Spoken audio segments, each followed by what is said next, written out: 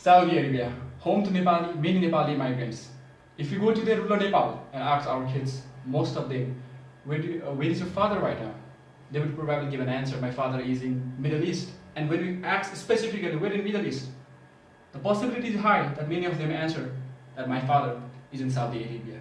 So what is it in Saudi Arabia that is attracting so many workers from around the globe, and especially from Nepal? How is Saudi Arabia for foreign development index? And what are the cultural habits, business habits and the norms that Saudi Arabia holds, especially for the countries who wants to invest in Saudi Arabia? We will discuss about this on these slides. Saudi Arabia, the kingdom of Saudi Arabia, once was an underdeveloped desert country. Now it is the 15th largest global economy that has substantial oil and gas reserves and is placed as the world's leading producer of the world. The Arabian Peninsula, it has been bordered by Iraq, Jordan, Kuwait, Oman, Qatar, UAE, Yemen, to name a few. You see, there is something more than we see. We need to observe the business culture, customs and practice that has enabled Saudi Arabia to not only make the oil its main exports, but also one of the major source of revenue. For this, we need to look into the importance of the culture, customs, business practices. So what are the importance of culture, customs, business practices? You see, for example, if I'm gonna get married with somebody out of my caste, then probably my parents and her parents are going to discuss on our culture. They are going to try to understand what our culture holds, what our tradition is, so that they can find a common ground and minimize conflict, but at the same time see a way to create a healthier and sustainable relationship for both of us. Same applies for the countries. When I talked about cross-national literacy, I'm speaking about two different countries trying to merge into something, trying to make something productive and sustainable, but at the same time understanding each other's culture and respecting it. You see, for an international business to run in any international territory, the product or the service that they are providing needs not only to make itself in such a accessible position, but also at the same time that product and services should be able to understand the values, should be able to address the culture, and not be offensive, but at the same time be accessible to the people of those countries. That is why I have written here to determine the strategy of marketing mix. At the same time, it allows you to have a wider perspective. So what happens is when you are functioning with a certain strategy in China, the same strategy might not be applicable in the context of Russia. So this is how the things works in international business. You need to think out of the box, you need to be more creative, you need to be more strategic. At the same time, surviving the threats and competition. The world has become globalized, my friend. You see, there is not only Saudi Arabia, there is not only one multinational company functioning in Saudi Arabia, there are local domestic firms and many other MNCs functioning in the Saudi Arabia. What makes you different, my friend? So how are you going to survive in that competitive market? What is going to give that competitive advantage at the same time? So to understand such threat and to be able to bring a strategic way to combat to those threats, understanding the culture, custom and business practices will provide us with that kind of strategy. Let us move on to the next slide. You see, how to understand the culture, custom and business culture is one of the fundamental things. I have tried to make it simplified, and you can see on the right hand of the beam, I have divided it into Saudi culture society, custom and protocols, business culture, equity. So talking about the Saudi culture and society, you see, religion and belief, it has not only a strong and intense root in the Saudian people, but also it has been the religious obligations such as prayers at times are embedded into public and business life, and not only considered flexible, but most business will close on Friday, the Muslim holiday. 5 times a day they observe the prayers 5 times a day at dawn, noon, afternoon, sunset and in the evening. Now amazing thing, such kind of timings, the dates are also announced by the daily newspaper and the radios. We must have heard about Ramadan, the holy month, we must have heard about the Mecca, which lies in the Saudi Arabia. We must have heard about Eid al-Fitr and Eid al-Adha. So these are the major celebrations that Saudi culture, Saudi people celebrate. The gender roles, when I speak about the gender roles, what I'm trying to say is male and the female, they both have their separated and segmented roles. Male are more supposed to be taking the decisive decision in the family, or whereas it be in a business, whereas women, they are slightly cut off from the basic, even I would say the basic rights, and their voices are shut up. Next, the family. Do you love your family? Well, I do. I would do anything for my family. Similar thing goes for Saudi Arabian people. They are so much in love and they are so much in connection with the families. They don't limit their families into just four walls of the room, but they take the family relationship to the business also. That is why you see the word nepotism might give us a negative connotation in Nepalese context, but Saudi Arabian people, they welcome nepotism. Just the logic, because they feel that the trusted people are in the business and the business therefore is in a safe hand. Moving on, food economy. Economy is generally, you see my friend, economy of this Saudi Arabia is generally, you see, supported by the oil industry, extraction and its transaction. Now coming to the social custom and protocol. You see, meeting and greeting. If you are men, I would suggest shake your hands firmly. If you are good friends, be ready to get few kisses, but from a male partner. If you are a female, then there is a confusion. Then if you are a female, then at that time I would suggest you to be more. I would suggest you to have a higher level of emotional intelligence, because looking directly into the women is a big offense, late for having handshake or getting kissed from her. But in case of women, what they do is they generally smile, they shake hands, and in business meetings they just put hands on their heart to show the agreement. Next, Saudi people loves to flatter people. The communication style is very persuasive. They are honoring you while they are communicating. The personal space, they like to have a close relationship with people, and they don't mind even holding hands while walking in the park or the road. I'm talking about men, they are holding hands and they are walking in the park, but it cannot be done with a female counterpart.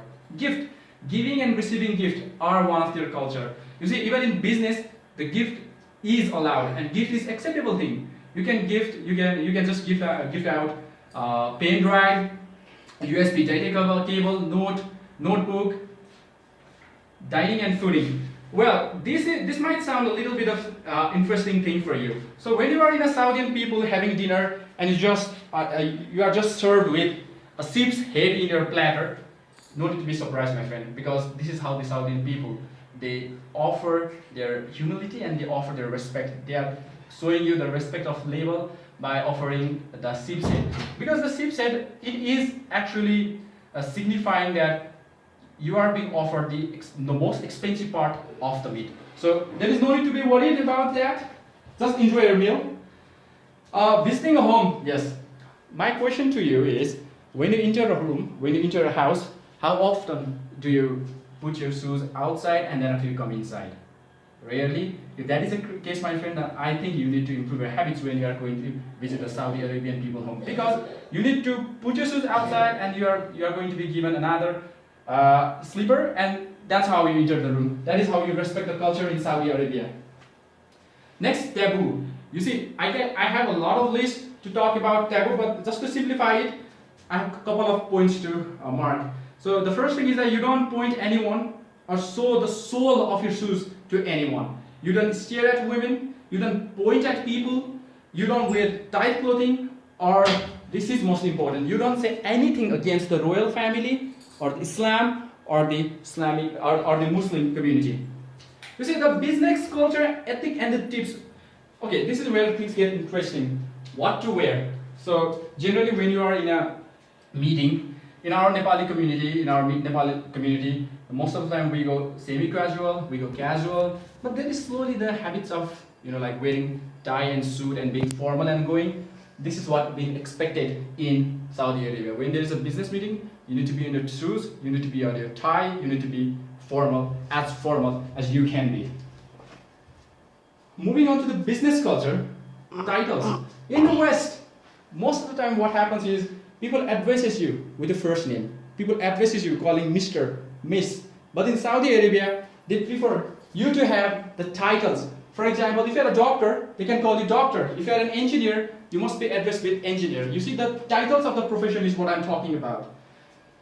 Well, business card, isn't it amazing? Business card, the culture in Nepal. You see, whenever people meet and greet each other, most of the time people just share their business cards, their visiting cards. It has different names, but in Saudi Arabia, it is not that compulsory. You see, you can have a business card, you can have it printed in Arabic also, but it is not something that you should have or you must have.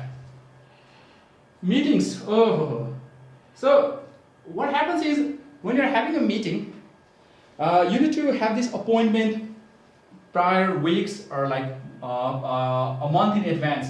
So even when you are in a meeting, it is quite normal that you have to wait for an hour, half an hour for the person to come and have a meeting with you.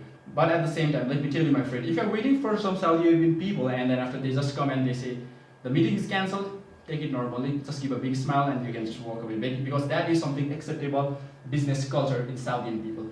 Next important thing is, in a meeting, generally what happens is you are not alone. The people of Saudi Arabia, they bring their family members too. And then after they have the meeting, whether it's a professional meeting, whether it's a business meeting, whatever nature of meeting it is, they will have their family with them. Why? Because you see, until and unless you win their trust, they don't find it comfortable to come and like have a one-on-one meeting with you. That is embedded in their culture. Negotiations. Well, negotiations can take a lot of time in Saudi Arabia. And finally, the management thing. So management thing is where things come interesting.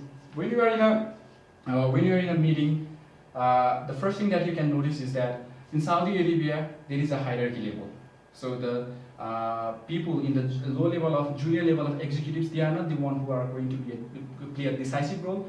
Rather, the people on the top, they are going to make the decisions. For example, the manager, he is going to make the decision. But superior to managers, there are the board of directors, there are the stakeholders, there are these executives. So he is going to have a consult with them at first. They are going to give a decision, and that's how the decision flows in Saudi Arabia. So you see, having said that much, Saudi Arabia has a huge potential, what I feel, especially for the foreign development index and the foreign development. You see, like the flow of FDI has a huge potential in Saudi Arabia. But even then, what we tend to think of Saudi Arabia generally is its location, the Islamic culture, the norms, the beliefs it holds, the women as in the burqas and all, and how they are given less priority and less rights compared to male, and of course the abundance amount of oil and money. You see the features of Saudi Arabia. Saudi Arabia, as I already told you, it lies in this Arabian Peninsula, surrounded by Kuwait, Oman, and other Islamic state countries, where the ethnicity, the total population of Saudi Arabia amounts to 32.5 million, and 90% of the total population is from the Arab people, whereas the remaining 10% is of Afro-American. It might be quite surprising to you that since Arabic is an official language used in Saudi Arabia, but at the same time, English is also widely spoken. Now let me take you back to China and Japan. You see, one of the reasons why foreign companies or MNCs found it hard to work in China and Japan is like because of the barrier of the language. Most of the people in Japan and China, they did not know how to communicate in English, and that was one of the reasons why many MNCs could not be as productive as they could have been. But in case of Saudi Arabia, we can see a lot of people that are well known with this dialect, and therefore I don't think it's going to be a problem for MNCs to come and operate here, especially in the management level where the communication is at the top. But Saudi Arabians are facing the new challenges as well. Terrorism. Even after being an international business student, what I think is terrorism, whenever I hear the word of Saudi Arabia, the terror strikes in my heart.